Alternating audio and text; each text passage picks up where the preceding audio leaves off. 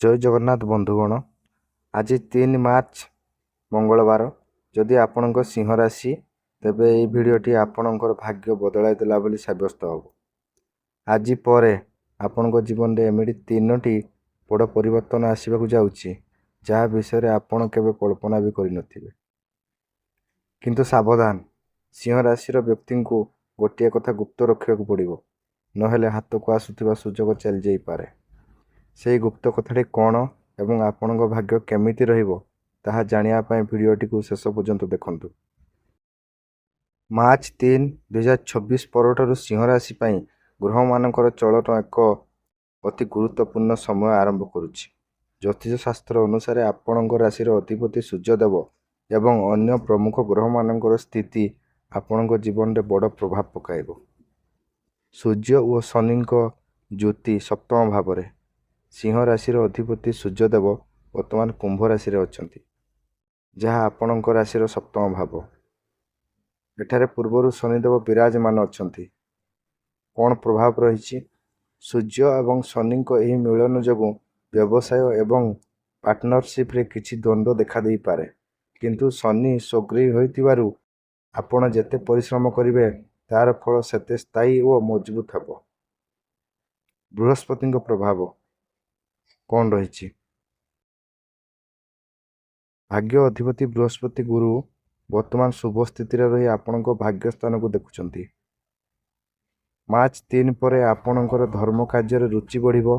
दूर स्थान को यात्रा करिवार सुजोग रही।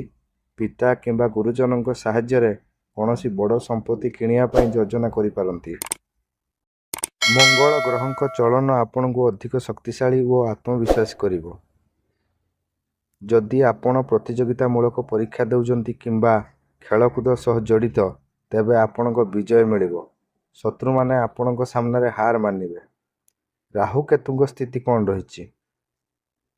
राहु आपणकर राशि अष्टम भाव में रही अचानक किछि खर्च बढ़ाई पारंती।